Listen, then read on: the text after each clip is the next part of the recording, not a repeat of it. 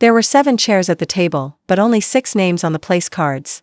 Evelyn Graves stood behind the empty one, holding a cornbread dish no one asked for. The dish was warm, wrapped in a linen towel with faded embroidery. She balanced it in her hands, hesitant, before finally stepping inside. Before I dive into this story, let me know where you're watching from in the comments below. Hit that subscribe button if you've ever dealt with ungrateful family members and want to hear how I finally stood up for myself. The house in Greenville hadn't changed much, same creaky porch, same floral wallpaper in the hallway, same scent of lemon cleaner mixed with something older, worn in. She caught her reflection in the hallway mirror, slate gray coat still crisp from the road, hair tucked neatly behind her ears, eyes unreadable. Years ago, she'd left this house the same way she'd returned, quietly, without ceremony. No one had called after her then. No one was waiting now. Laughter filtered from the dining room. Evelyn moved toward the noise, clutching the cornbread as if it were a passport. Her mother's voice rose above the rest, animated and bright. When Evelyn stepped into the room, the conversation paused for only a second. "Oh, hey," said Noah, waving a hand vaguely. He wore a tan uniform and a new haircut. A little too proud, Evelyn thought. "Evelyn," her mother added, startled but smiling. "We didn't think you'd make it." "I said Thursday." Evelyn placed the dish at the edge of the counter. "It's Thursday." The table was already full, plates of meatloaf, sweet potato casserole, buttered rolls. Evelyn's place, it seemed, didn't exist. She glanced at the chairs. 6 names. Hers wasn't among them. "I guess you can use the stool," Marlene offered, gesturing vaguely toward the kitchen counter. Evelyn nodded. She took the stool without protest, folding her coat over her lap. The room buzzed again, everyone returning to their rhythm. Noah launched into a story about Fort Jackson, hands animated, voice rising with each line. Uncle Ray thumped his beer bottle on the table, laughing heartily. "That's my boy," he said, nudging Noah proudly. "He's making us proud." Evelyn sipped her sweet tea, cool and overly sweet. She let her gaze wander. Framed photos lined the wall. Noah at boot camp, Noah at 10 with a trophy, Noah shaking hands with the mayor. There had once been pictures of her there. Now, there were none. "Not everyone's cut out for uniforms," Uncle Ray said, between bites of casserole. "Some folks are better with books or whatever Evelyn does now." "I work," she said simply. Her voice was even, but it landed like a stone in a pond. Her mother smiled too brightly. "She always liked her path." Evelyn nodded, letting the moment pass. She didn't correct them. Didn't offer details. Instead, she let the silence speak. When dessert came, pecan pie, fresh from the oven, Uncle Ray lifted his glass. "To those who serve," he said, voice suddenly solemn. "And to those who support them." Then, after a pause, "And to Evelyn, who's still finding her way." The table chuckled. Even Marlene allowed herself a gentle laugh. Evelyn met Noah's eyes across the table.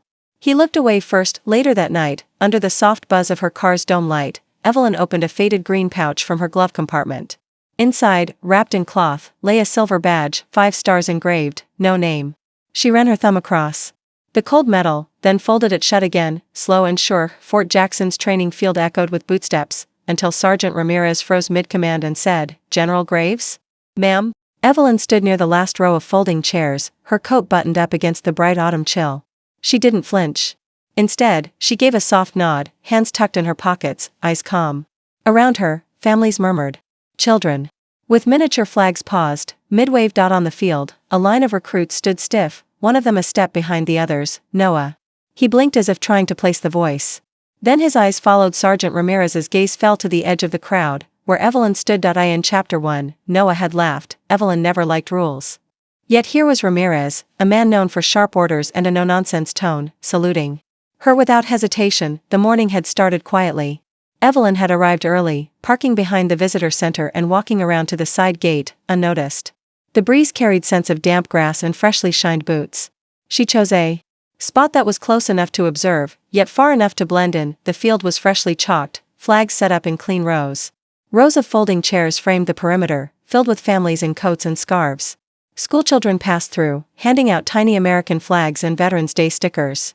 A trumpet sounded in the distance. Warming up, Ramirez had been pacing the recruits, barking instructions, boots hitting gravel with crisp precision.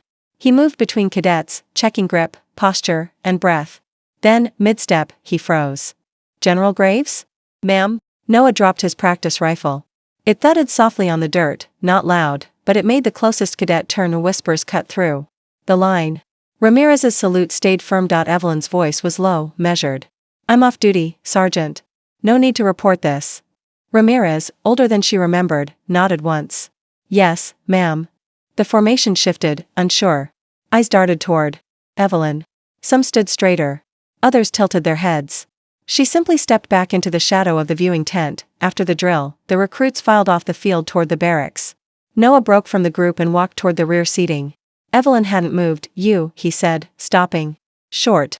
Why did he call you General? She looked at him with quiet amusement. Sometimes the things we leave behind are still part of us. Noah squinted at her, uncertain whether to believe her or laugh it off. Is this a joke? She shook her head gently. You think I brought that cornbread for fun? He half smiled but didn't press. A few feet away, Sergeant Ramirez glanced back, eyes respectful but unreadable. The breeze shifted. Flags flapped behind them. Evelyn turned. I'll see you at Mom's. I'm still making green beans. Noah didn't answer right away. He watched her walk away, coat flaring slightly in the wind. A fellow cadet came up beside him, nudging his shoulder. You never said your sister was brass. Noah's mouth opened, then closed. He had no reply. That night, Evelyn parked behind a small diner off base. She sipped black coffee from a paper cup in the front seat of her car, headlights off. Her phone buzzed once. A message blinked across the encrypted screen. Activity detected from retired node, Graves Alpha. Link to base device. Evelyn stared at it for a long moment. Then she closed the message, reached across the seat for her gloves, and turned the ignition without a word. The gym bag Evelyn once gave Noah buzzed in his locker, its lining warm. Its secrets waking up. Evening had settled over Fort Jackson, casting a mellow orange glow through the high windows of the barracks. The hum of distant conversations, the slap of shower sandals on tile, and the occasional burst of laughter painted a backdrop of calm. Noah sat alone on the bench by his locker, fidgeting with the zipper of his old gym bag. It was Evelyn's gift from a year ago, gray canvas, slightly too big, with a worn leather strap. Earlier that day, during the Veterans Day drill, Evelyn had appeared like a ghost, appending his perception of her with a single salute from Sergeant Ramirez. Noah hadn't spoken about it since, but now, as he tapped his knee and stared at the bag, the question gnawed. He remembered being 12 when she gave him her old sneakers and whispered, sometimes the strongest gifts are quiet ones. Back then, he thought she meant resilience. Now he wasn't so sure. He tugged at a seam inside the bag, feeling along the lining. A tiny warmth pulsed near the edge. His fingers found a flap stitched into the bottom, hidden, almost seamless. Gently, he pulled it open. A thin device slid into his palm, no larger than a credit card. It blinked once. Curiosity overrode caution. Noah grabbed his training tablet, still logged in from earlier drills. He plugged in the device using a universal cable tucked in the side pocket. The screen flickered, then flashed, ShadowNet // legacy clearance accessed. His heart thudded. He looked around, no one was paying attention. Still, he turned slightly, shielding the screen. In a booth at Mildred's Diner a mile off base, Evelyn sipped coffee from a ceramic mug and watched the streetlights blink through the rain-slicked window. Her hair was tied back, her coat folded. On the seat beside her, the waitress had already cleared the plate. A folded $10 bill sat under the saucer. Her phone buzzed. A small green light pulsed on the screen. A single line appeared, activity detected from retired node, Graves Alpha. Link to base device. She set down the mug slowly, fished her flip-style phone from her coat, and stepped outside. The air smelled of diesel and wet leaves. Back in the barracks, the tablet blinked again. A message scrolled slowly, this device is monitored. Please disengage. Noah's hand trembled. He yanked the cable free. The screen went black, but his reflection lingered, eyes wide, mouth slightly open. At the diner's back lot, Evelyn turned her collar up against the cold and spoke into the phone, it's awake. I need the old map. She didn't wait for a response. Just ended the call and disappeared into the quiet. In the attic above her late father's barber shop, Marlene unrolled a map with circles drawn in faded ink. You always said if it ever came back, follow the noise. The morning sun filtered through slatted wooden blinds, casting stripes of gold across boxes marked ROC Archives and 1978 tax receipts. Dust danced in the light, mingling with the scent of old cedar and Marlene's coffee thermos. Evelyn stood by the window, arms folded, eyes scanning the brittle map spread over a folding table. Her posture was straight, but her eyes betrayed the fatigue of a sleepless night. She had slept maybe 3 hours. The alert from Graves Alpha was still fresh in her mind, and so was Noah's startled face. There wasn't time to feel fear. Only action. Colonel Laird, she murmured, tapping one of the faded circles. He was in every node log. Even the dead ones. Marlene nodded, her silver braid swinging as she leaned closer. He always was too smart to play fair. These, she pointed to the marks, were his footprints. Hidden subroutines, triggers buried deep. You tripped one. Or, rather, Noah did. Evelyn's jaw tightened. He had no idea. He just opened the bag. Which had a device you planted. For safekeeping. Not for this. Silence stretched. Then Marlene reached under the table, lifting a battered tin box. Inside, a flash drive nestled beside yellowed index cards and a patch with the ROC insignia. Phase 1 backup. Last, I kept it before I burned the rest. It's all in there. Code triggers, ghost keys, and the records Laird made disappear. Including the ones with your name next to his. Evelyn took the drive without hesitation. You're going after him, aren't you? Marlene asked. I'm not after anyone. But I need to stop this. Before it loops back to Noah. Marlene leaned back against the wooden beam. You were always the one with the clean blade. Cut fast, but never cruel. You sure you're ready to burn what's left of your name to save someone who once tried to erase it? Evelyn slipped the drive into her coat pocket. My name doesn't matter. Noah does. She glanced once more at the map. Circled names, dates, and coordinates flickered like ghosts of another life. A place where choices carried echoes. A time when Evelyn believed retiring meant silence. Downstairs, the sound of a delivery truck pulling up echoed faintly. Evelyn moved to the attic stairs, pausing just before descending. The wooden boards creaked under her boots. Tell him, Marlene said from behind, that if he needs to remember who you were, he should ask about Lantern. Evelyn didn't look back. She was already dialing Fort Jackson HQ from her secure line. Her thumb hesitated only a moment before pressing the final digit. When the line picked up, her voice was crisp, clipped by purpose and old reflex. I need to speak with Colonel Laird. Tell him it's about Echo Archive, Operation Lantern. The dust in the attic settled slowly, the map still unfurled, the circles waiting. Outside, Greenville stirred awake, quiet, unknowing, and entirely changed. Somewhere in the rhythm of the town, a pattern returned, as if the map's lines were stretching across streets and airwaves, pulling something once buried back into light. A breeze stirred through a cracked window pane. The sound of church bells faintly echoed in the distance. Evelyn exhaled slowly, then walked into the morning, knowing the past had never really let go. It had just been waiting for the right sound to come back around. The war room smelled like lemon polish and pressure. Evelyn stood across from Laird. No longer hiding, rows of monitors lined the far wall, each pulsing with activity, threat assessments, badge logs, encrypted pings. The long mahogany table was flanked by 4 officers, with a legal advisor seated at the far end. Sunlight pierced the blinds, slicing sharp angles across the floor. Sergeant Ramirez stood at parade rest beside the door, unreadable. Noah, still in his training fatigues, sat stiffly at the edge, eyes locked on the woman who only days ago had brought cornbread to dinner. Let's begin, the board chair said. Evelyn stepped forward, placing a small drive onto the table. 8 years ago, Colonel Patrick Laird authorized the embedding of recursive code into ShadowNet's retired field modules. Code that remained dormant until this week. Laird leaned back, his fingers steepled. General Graves is no longer on active duty. Her access was decommissioned. This evidence is sourced from my archive and Marlene Kinney's copy of Phase 1, Evelyn interrupted, her voice low but firm. I've cross-referenced every log against Fort Jackson's digital forensics. The bait trigger was embedded in training gear issued to recruits, including one issued to Cadet Noah Graves. Noah blinked, his jaw tightening. Laird scoffed. You expect this panel to believe you, an off-duty officer, conveniently recovered classified backups from a civilian? Ramirez took a step forward, offering a secondary drive. Sir, the logs match. We ran our comparison this morning. The room fell into a brittle silence. The air conditioning hummed overhead. Evelyn turned to the panel. I'm not asking for trust. I'm asking for confirmation. Read the code. Listen to the voice logs. The time-stamped audio confirms Laird's authorization and concealment. The legal officer leaned into the mic. Given the strength of these records, this board will suspend Colonel Laird pending full investigation. There was no applause, no gavel bang. Only the weight of the quiet truth pressing into the silence. Laird stood slowly, his composure rattled, but intact, and walked out without protest. Noah didn't watch him go. His eyes were still on Evelyn. Why didn't you just tell me? He asked, voice barely above a whisper. Evelyn took a breath, her gaze steady. Because you needed to believe in the system first, before you saw who built it. She turned back to the panel. I won't seek reinstatement. Some work is meant to be done without a stage. One by one, the officers nodded. The chair offered a courteous thank you, and the meeting was adjourned. Outside the war room, Evelyn waited beneath a slow-turning ceiling fan in the corridor. Her posture eased, but the fatigue showed at the edges.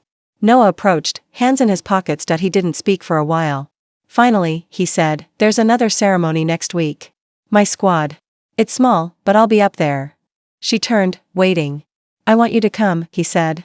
"Not as a general. Just as my sister." The overhead fan clicked softly as it turned, and Evelyn offered the faintest smile, one part sorrow, one part healing. The hallway felt a little warmer. Down the corridor, a door opened to a slant of golden light and the distant echo of drill cadence. She didn't know if she'd go. But for the first time in years, she knew she was welcome, and in his eyes, so was the truth of who she was. The folding chairs at the Veterans Day gathering were mismatched, but in the middle, a single seat had a handwritten name tag, Evelyn Graves. The lawn behind Greenville High School had been strung with fairy lights, the kind that flickered gently as dusk leaned into night. Local vendors offered cider in foam cups while a school jazz quartet played soft renditions of patriotic tunes. Veterans, young and old, sat among neighbors and children, their uniforms threadbare but dignified.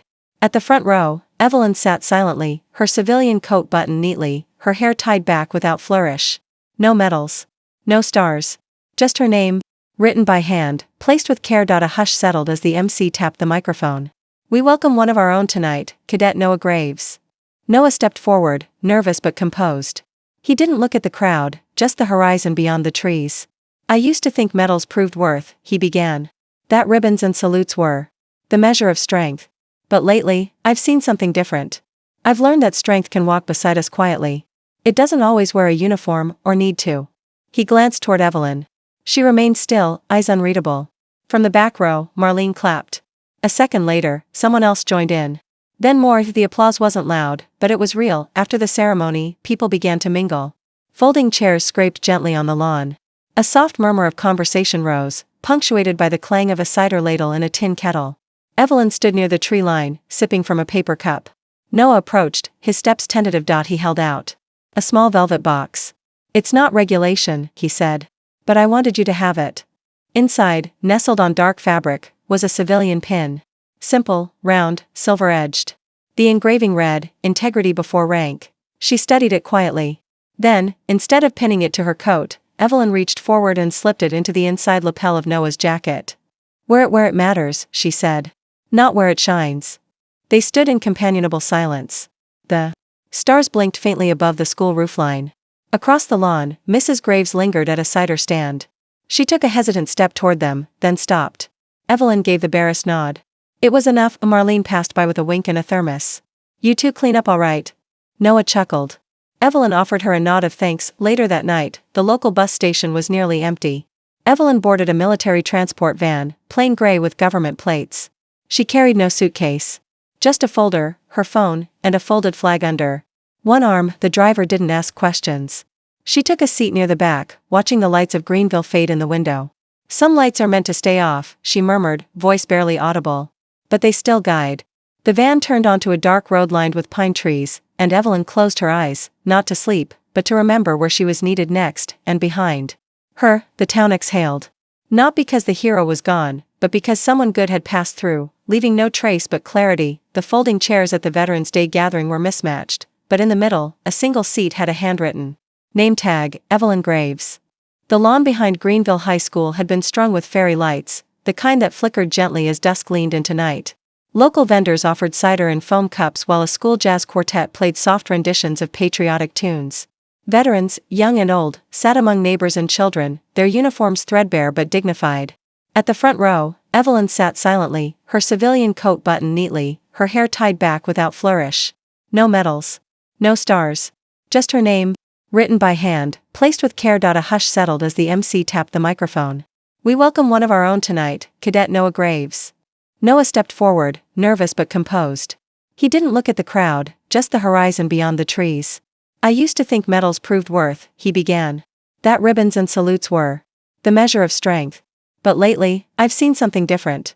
I've learned that strength can walk beside us quietly. It doesn't always wear a uniform, or need to." He glanced toward Evelyn. She remained still, eyes unreadable. From the back row, Marlene clapped. A second later, someone else joined in. Then more. The applause wasn't loud, but it was real. After the ceremony, people began to mingle. Folding chairs scraped gently on the lawn. A soft murmur of conversation rose, punctuated by the clang of a cider ladle in a tin kettle. Evelyn stood near the tree line, sipping from a paper cup. Noah approached. His steps tentative. He held out a small velvet box. It's not regulation, he said. But I wanted you to have it. Inside, nestled on dark fabric, was a civilian pin. Simple, round, silver-edged.